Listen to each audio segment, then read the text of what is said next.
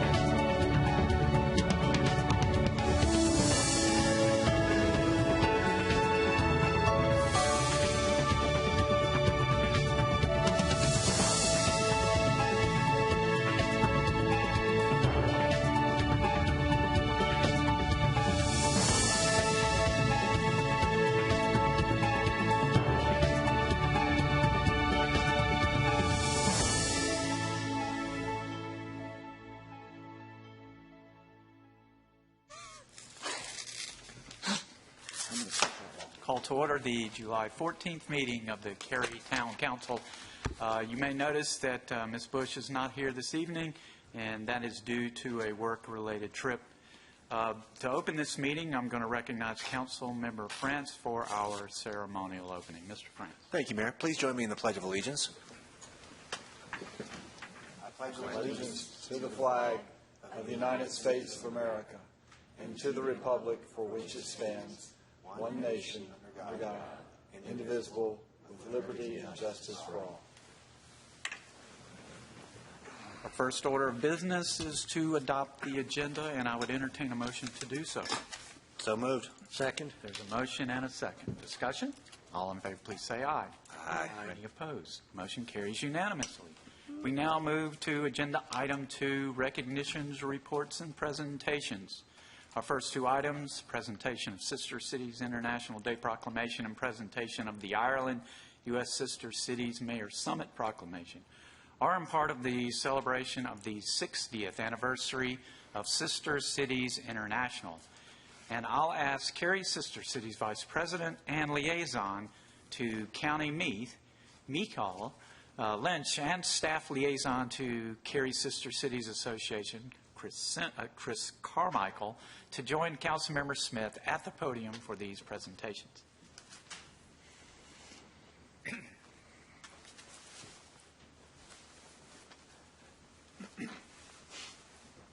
How you all doing tonight?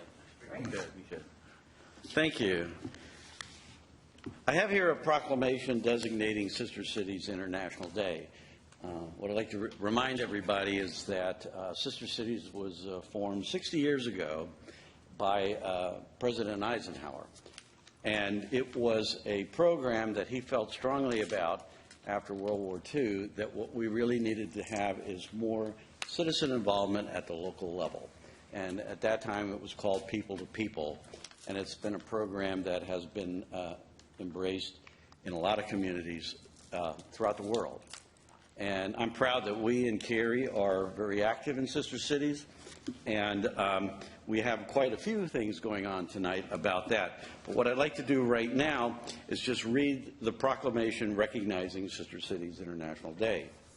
Whereas in 2016, Sister Cities International celebrates 60 years of building bridges between nations, cities, and communities around the globe in order to foster and sustain world peace. And whereas the Sister Cities movement was founded on September 11th, ironically, 1956, by President Dwight Eisenhower at a White House conference on citizen diplomacy, and whereas it is fitting to commemorate the significant impact the organization has made in building more community-led global relationships so that people of different cultures can appreciate the differences and build the partnerships, lessening the chances of conflict. And whereas Sister Cities International currently has over 550 U.S. member cities, counties, and states, including North Carolina, with relationships with over 2,100 communities around the world, whereas Sister Cities Association is also celebrating their 25th anniversary of nurturing international relationships through educational, economic, and cultural exchange programs that are mutually beneficial to each community. Now, therefore, I, Harold Weinbrecht, Mayor of the Town of Cary, on behalf of the Town Council, do hereby proclaim July 15, 2016, as Sister Cities International Day, and I urge all the citizens of Cary to come together to celebrate the importance of supporting a more peaceful and prosperous future through the continued people-to-people exchanges proclaimed this 14th day of July. And I can't think of anything that is more important in these troubled times that we live in. And I'd like to present that on, to you all to share with our Sister Cities organization. Thank you.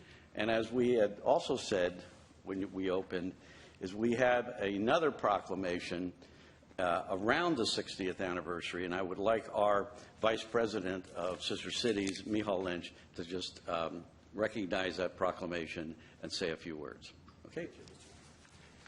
Thank you, Councillor Smith. Mayor, Council, good evening. We had, for Sister Cities, the honour of attending the US All-Ireland Sister Cities Summit in April.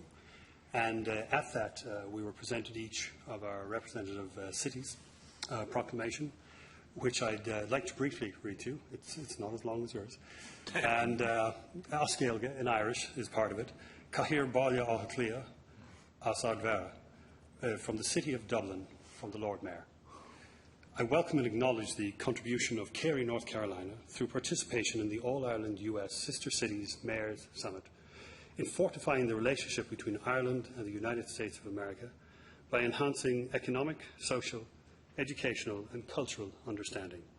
Signed, Cliona Nidala, Ardvera Balia Haklia, the Lord Mayor of Dublin, this April 2016. May I present this to Councillor Smith? Thank you.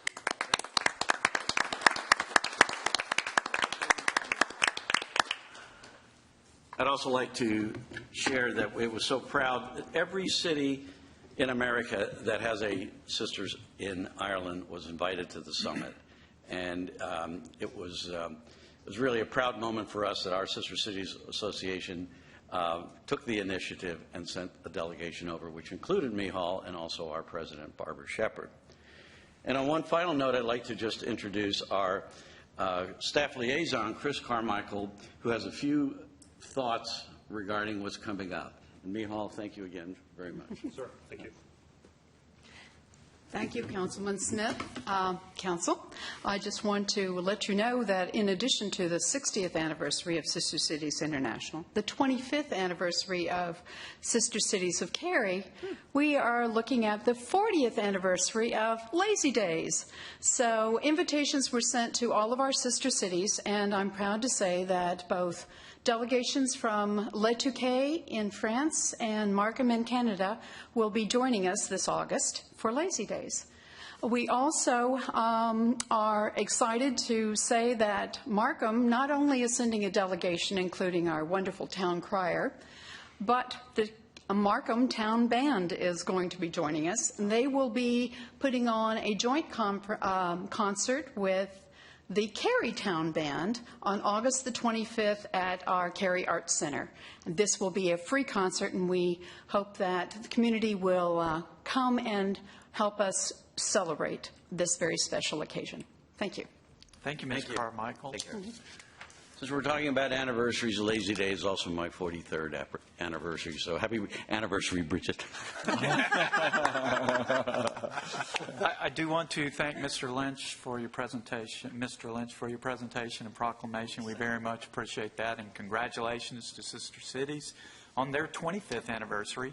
And this is a year, I believe, of the 60th anniversary. I believe it was said by Mr. Smith, so we're grateful for that, and we're grateful for those that will show up at Lazy Days. I know that the association builds bridges between our communities and their communities and communities around the globe, and it has an impact on people's lives. I know at least 4 of us up here where it's had a significant impact on our lives, and we've made friends and I can't say the word. That's what I'm trying to say. From people all over the world, and I'm very grateful for that. So thank you again for all that you do in sister cities. Mr. Mayor, it's my 42nd, not my 43rd. Oh, I'm going to be in trouble, I know. Yeah. You think Better she's watching? Not today. Okay, we're going to move to our next item, and it's the intermanager's operational update, and I'm going to turn it over to Mr. Bajor. Thank you, Mayor. We have no financial update tonight since we're only 14 days into the new fiscal year, but I am told we are on target on both our revenue projections and our expenditure. I'm also pleased to report that Relias Learning, a company located in Cary that provides online learning training for healthcare professionals, announced on Tuesday their plans not only to stay in Cary, but also hire at least 450 people over the next 5 years as part of a $4.5 million expansion in our community. Also, similar to last month, Mayor, Cary again has received another accolade. This announcement had Cary ranked second on a list of the most successful cities in America. Zippia, the company that published the report, analyzed every city in the country in terms of poverty level, median housing income, and unemployment to rank the cities, and we came in second. And finally, in light of the recent tragedies in Dallas and Minnesota and Louisiana, I was talking with our police chief, Tony Godwin, and he read me a note that he had received from one of his officers, and I'd like to share it with you and our audience, if that'd be okay. It starts off, I'm usually not one to write emails about this sort of thing, but working this past weekend, has reinforced just how great a place Cary is. Over the last 2 days, I've been approached numerous times by random individuals offering their support and telling me how much they appreciate what we do. I've heard the same from other officers on the team. The outpouring of support that has been incredible. And they always seem to emphasize that they are talking about police officers in general, but more specifically, Cary police officers. This, in addition to the amount of food and letters dropped off at the police department, is even more evidence that we work in a special place. Now, Mayor, Council, on behalf of over 1,270 employees that work for the town, it is truly an honor to not only serve you, but the amazing citizens that we have in this town. We are blessed, and they make it easy to come to work each and every day. That's all the report that I have. Thank you, Mayor. Amen, Mr. Bajor. Thank you very much. Okay, we're going to move to our next item on the agenda. It's number 3, Public Speaks Out. There's instructions for speaking at this forum on the printed agenda. And if you would like to speak at this forum, please take a seat in the rows to my right that are shown as reserved and follow the instructions on the agenda. Public Speaks Out speakers have 3 minutes for their comments, and they may speak on any topic as long as it's not a public hearing. And we do have one public hearing tonight. I will enforce the 3-minute time limit to be fair to all of our speakers. There's a timer located on the speaker's podium. When the green light turns yellow, that means there are 30 seconds remaining. And when the time expires, the yellow light turns into a flashing red light. And at that moment, I'm going to interrupt you, not trying to be rude or disrespectful, but to be fair to all of our speakers, and ask you to immediately conclude and stop your comments. And I thank all of our speakers in advance for adhering to the 3-minute time limit. And we also ask that if you're here on behalf of a group, that you have one person as a spokesperson to speak on behalf of the group to reduce repetitive comments. I thank everyone in the audience for understanding and respecting that this is a business meeting. Please do not applaud, make remarks from your seats, or anything else that may distract from the meeting. So now's the time for Public Speaks Out, and I would invite our first speaker forward.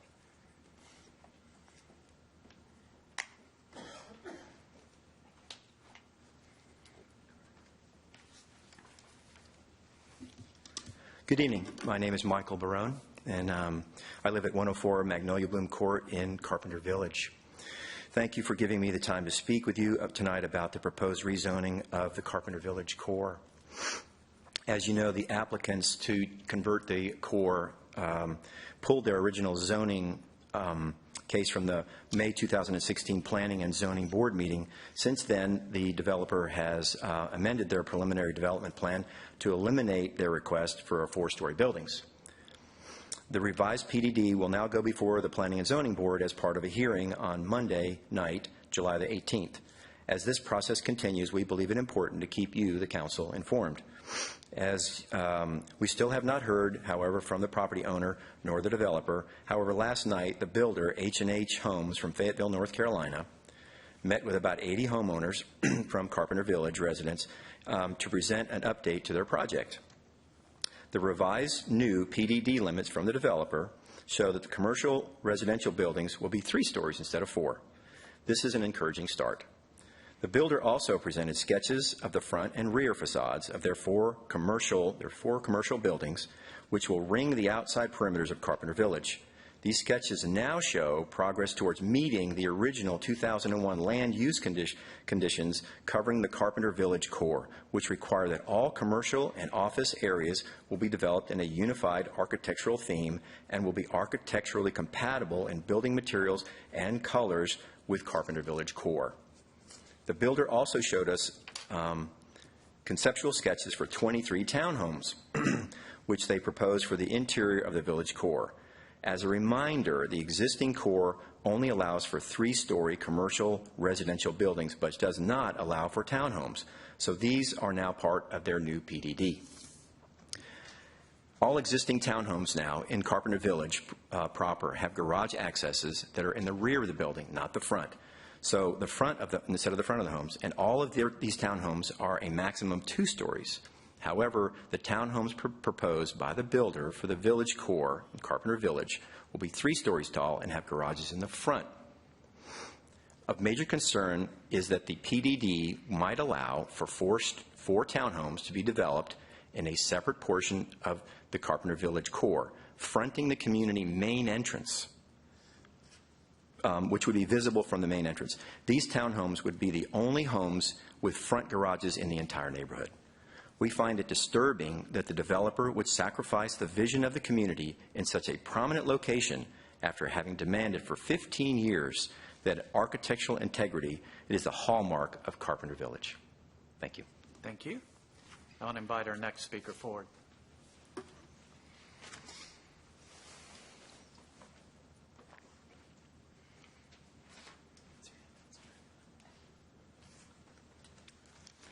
Good evening. My name is Nathaniel Green. I've been a Cary resident for approximately 2 years, and I have 2 things I want to speak with you tonight. First is very quick, just to continue my advocacy on behalf of hundreds of citizens for the Cameron Pond Park. Since you all have either voted to expedite the park or voted to program the park for funding, I just want to keep this issue at the forefront of your minds as resources may become available in the future.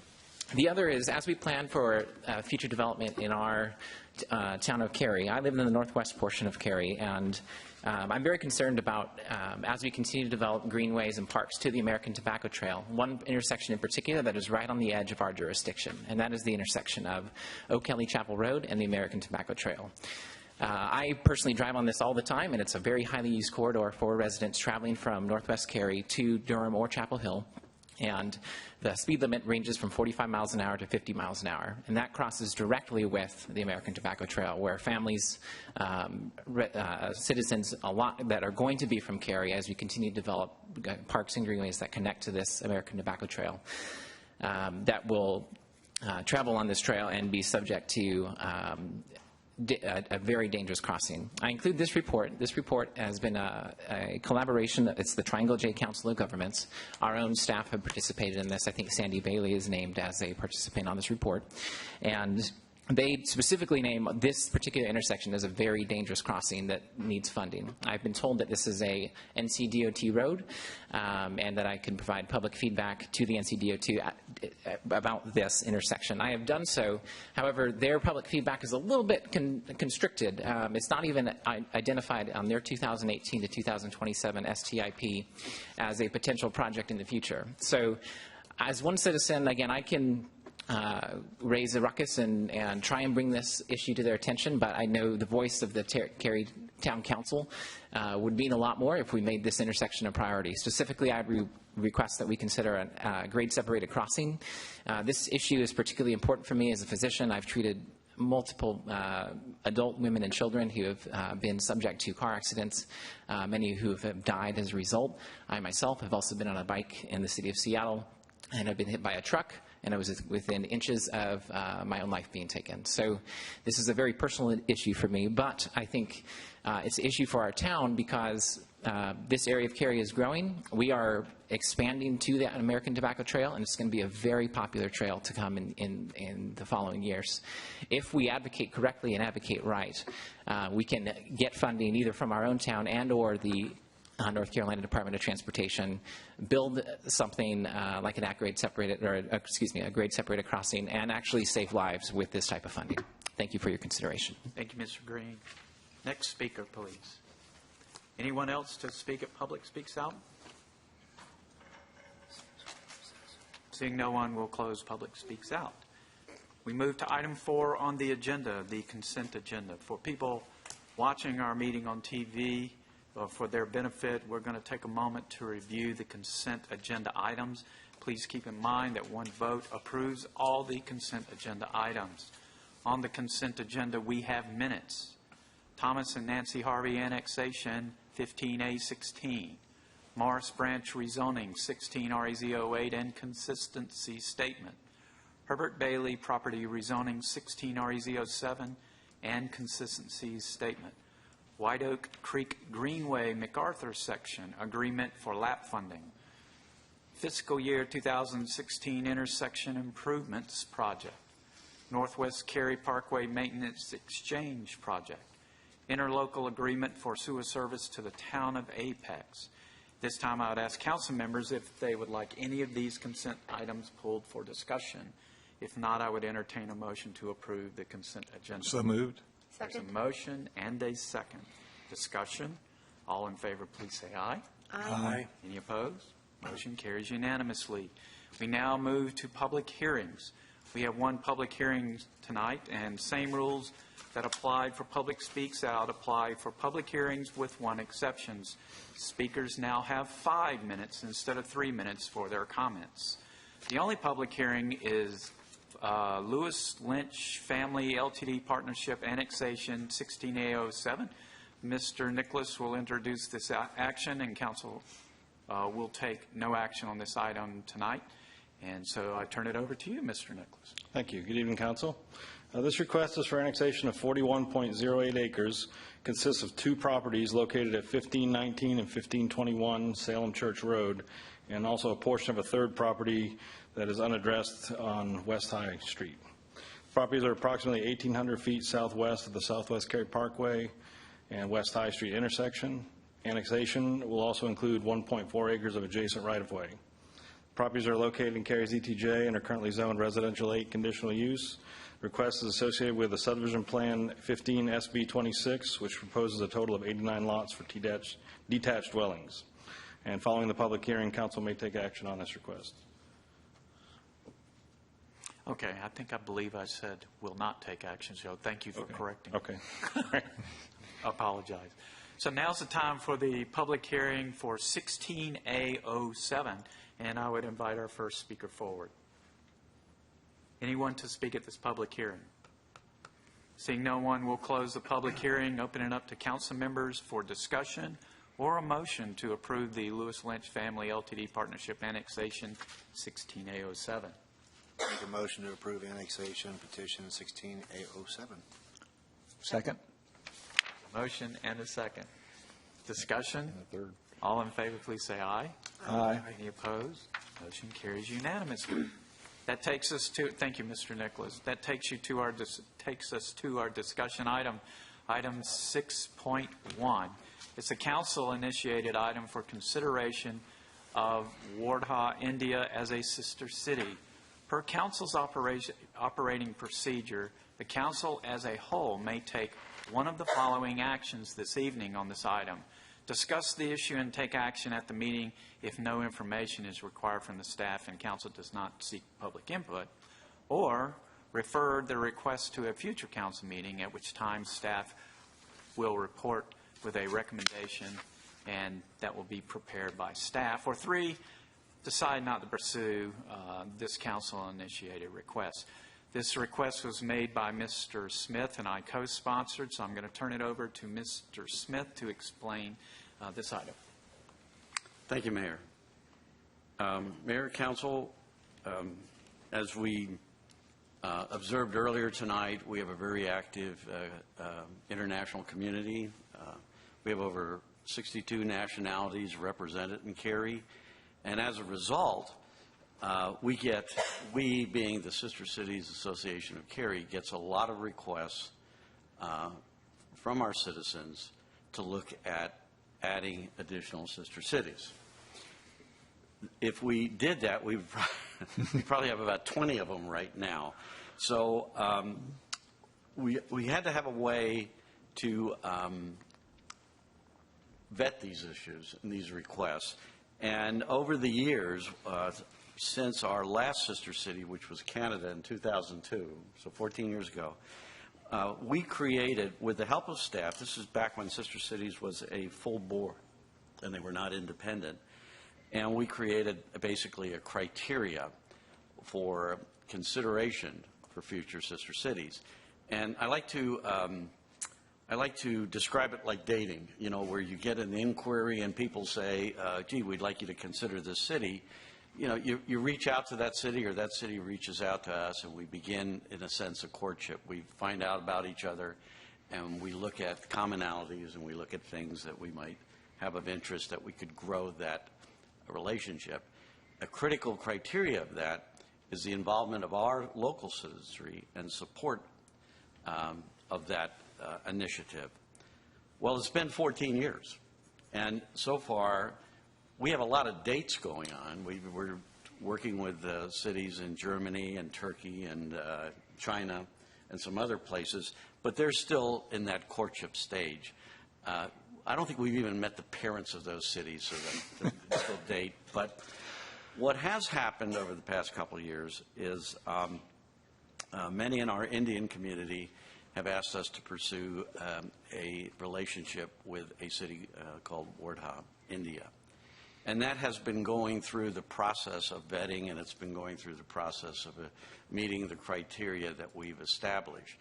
We're not quite there yet, but we're getting close. And I felt at this point, before we go much farther in our discussions with that city, I needed that feedback of the council so that we could make sure that we're not going down a path that, in the end, we may not want to pursue. So what I think would be best is that we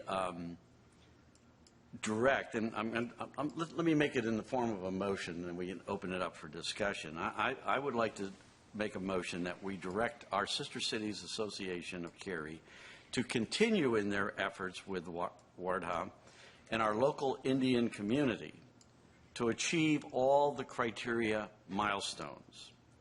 And upon completion, and only after approval by the complete Sister City Association Board and our staff, I think that's a critical piece, our staff, and Chris Carmichael would be our focal point, that they come forward with a recommendation to formalize that relationship, and they put that in the form of a motion so that we can bring it back to council and review it and consider it for approval. And I'll second that. And I'm going to go ahead and make my remarks. My remarks are more questions. Sure. My understanding was when Sister Cities Association was sponsored by the town, that those criteria were set. The Sister Cities Association is now independent and not a part of the town or town process. So what are the town's criteria, or do we have any at all? And what is the town's involvement? What do we have to approve are some of my questions. And then how much staff time is involved in the sister cities, a new sister city? How much money is it going to cost? How much council or other involvement is needed for these relationships? And those type things, as we have a lot of dates. It seems it would be beneficial to me to have a lot of a policy to go along with it. Here's what we typically do when we get someone that has met all the criteria. Here's the process we go through. And I don't think we have that now. If we do, I don't know what it is. So those are kinds of the feedback I'm looking for, and that would help me when we get approached. And you and I have been in several meetings where people want, people representing other cities around the world want to be a sister city, and they ask me, well, how do we do this? And I don't know. And that's a bad place to be. So anyway, those are my comments. And I know there's a lot of involvement on this council in sister cities, so I'll look both ways and let you guys jump in. Do you want me to try to answer some of those? Oh, I yeah. probably forgot half of them. Okay. My age matters. I forget a lot of these things. Well, first of all, when the transition happened, sister cities of Cary basically edited and fine-tuned the criteria that we had. And candidly, what they were editing is my poor grammar and my and all of my and they made the guidelines for establishing a relationship more succinct. So there is an approved guideline that the sister city follows, which, based on my understanding, is something that in practice, it may not be formal, but in practice it's what we work with the town on to follow. That was a handout that I shared with you all. If you go onto the link, we have a several-page guideline which states, it starts with an executive summary of why we would do it, what the overview of why we'd want to consider having a sister city, what are the elements that we would look at that are successful in past sister cities, and there's a whole itemized list of those. In a sense, it's hard, in my opinion, to have a fixed boilerplate because every community, every city can be somewhat unique.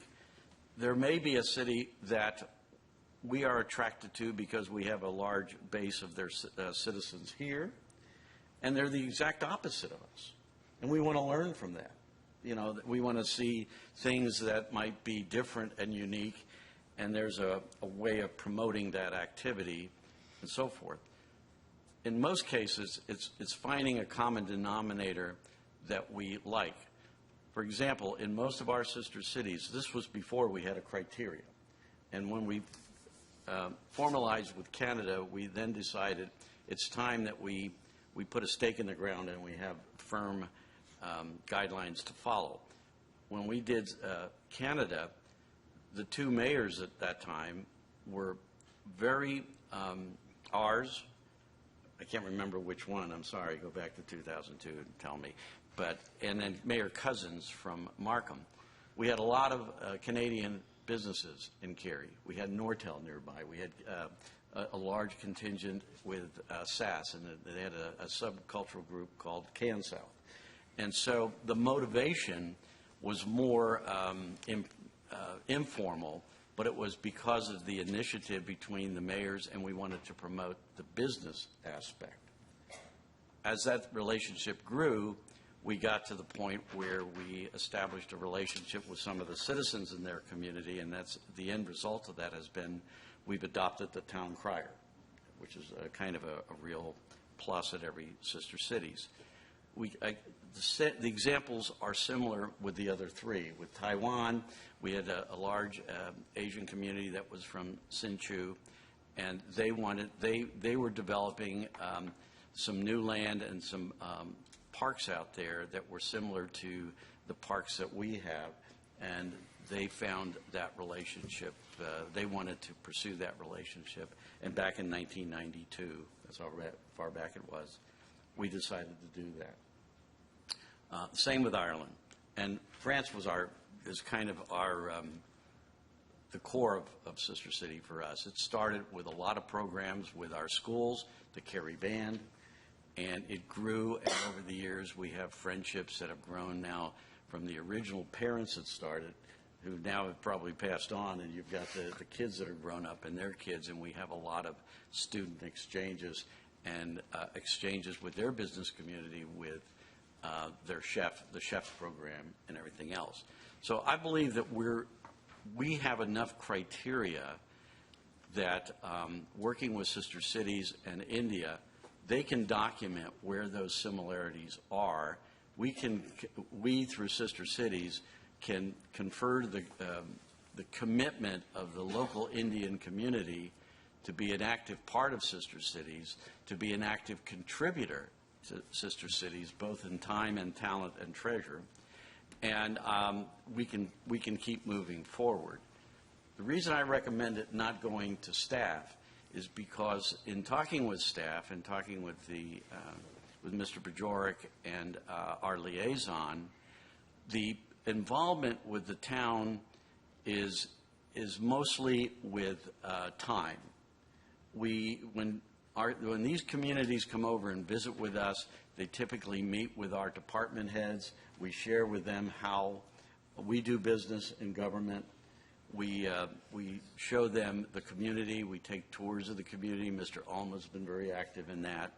And we may host a modest luncheon or a little, for example, if you recall recently, we had something right out front here where there was not any major cost involved.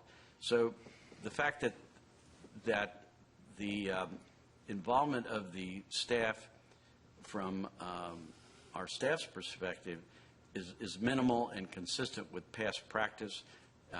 The feeling was to just work in partnership with Sister City, make sure that when they reach a point where they think it's time to move forward, they get concurrence from our staff on all of those cost issues and time issues, and that they jointly bring it forward for a recommendation for consideration. So the last part of what you said was the question I had. It's about process, not criteria. The criteria is fine. I wish you would have told me. That was a lot for me to say. There's a lot to listen to. Yeah, I know. Thank you. So when people come to me and say, I'm a business person from China, which you were in that meeting, I think. We want to be a sister city. We want you to come over and see our city. And I want to find out, well, what's our process first before I go down that road of my expense of flying to China and everything. Yep. Is it with the association first and they make a recommendation? I would strongly encourage that that anybody that seeks any of us out on council for a sister city, that we direct them to the Sister Cities Association. Okay. It's just really the easiest thing to do, and it allows us to help set the standards. That's a perfect example of why, in those situations, we've got to redirect them back to sister cities. Okay. It's also one of the reasons we made them independent, so they have a little bit more leverage. Okay. Mr. Hurt-Yerha, I think you were waiting to speak. Yeah. We were all waiting. No, Jack's comments regarding the criteria, I mean, I remember back when I was on the Sister Cities Commission years and years ago, we spent meeting after meeting after meeting after meeting doing nothing else but going over those criteria. So they have to still exist in a form that we could adapt and use. And as far as process, I believe Mr. Smith's motion talked about staff input, both the Sister City Association board input and staff input. And I would hope that's the kind of input the staff might provide us with some process-oriented things. But I certainly fully support moving forward with this. It's been 14 years, and the size of Cary that it is today, I really think we were able to support an additional sister city, especially with the enthusiasm and the energy we saw from our Sister Cities Commission earlier, and that we know that we have now. That doesn't always happen, and we have that energy right now. And I've been a supporter of an Indian sister city ever since my days on the Sister City Commission. It's the first time I've heard of Wardha. I didn't know anything about it in those days. I'm eager to learn more about it. But from what I do know, it seems like a perfect fit with Cary. And I say that not just because Wardha sounds a lot like Yerha. I mean, it has nothing to do with it whatsoever. But I really hope we can make this happen. Okay. Thank you. To me, I don't know that I have all the concerns that everybody else has expressed so far. I mean, to me, Sister Cities Association has a proven record of success and doing things right and doing wonderful things. So I kind of trust them to keep doing what they've been doing and keep on doing those wonderful things. I also think an Indian sister city makes sense, especially given Cary's growing Asian Indian population. I think it's a perfect fit. So I honestly thought this would be a 5-minute discussion, but I was wrong. Other comments? Can I make that motion a little more succinct? Sure. And I apologize in advance to Don on that. I misunderstood what you were looking for. The motion I'd like to make is to direct Sister Cities Association of Cary to continue their efforts with Wardha and our local Indian community in achieving all criteria milestones. Upon completion and after approval by both the Sister Cities Board and our staff, with Chris Carmichael as a focal point, a recommendation to formalize this relationship be drafted and returned to Council for final review and approval. And I was the second, and I agree to that. I'd like to add, it's great to have all this emphasis on it tonight, and everything's happening tonight, and it just happens to be Bastille Day.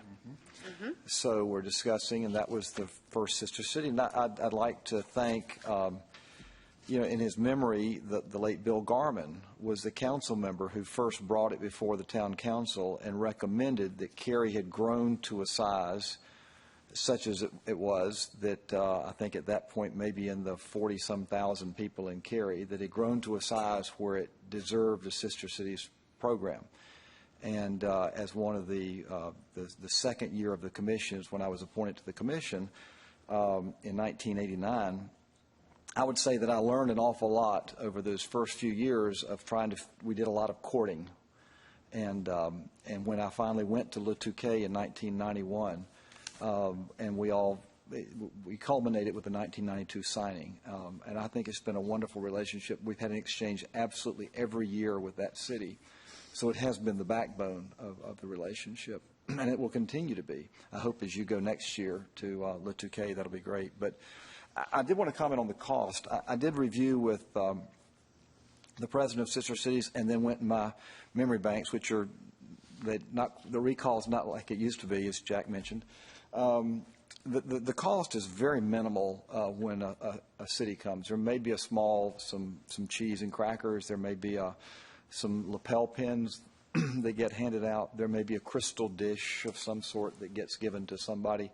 But some of those things go to a visitor from down east North Carolina. It's not that there's that much different than when we host anybody, I suppose, in town hall when somebody visits. So the time also minimal, I think, from the staff. The chamber's been involved, and they've donated a lot of money to events. So it's not a financial burden at all. I think it's been very, very minimal over the years. And they raise their own money, and thanks to the beer garden at Lazy Days, then they have the funds to be able to provide more programs and be self-sustaining. So I'm very in favor of the motion as well. Okay. Any other comments? All right. We have a motion and a second. All in favor? Aye. Any opposed? Motion carries unanimously. All right.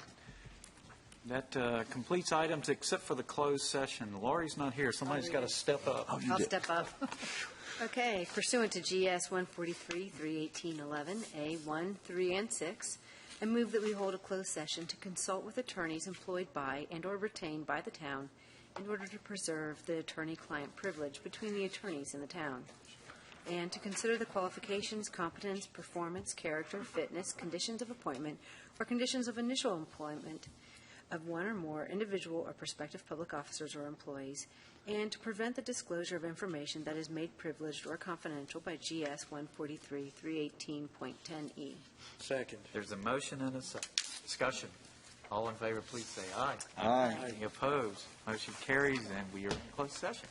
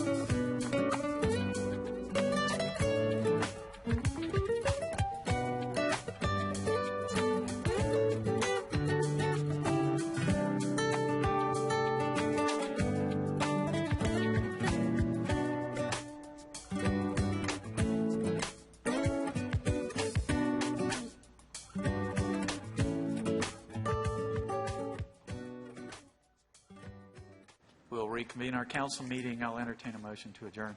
So moved.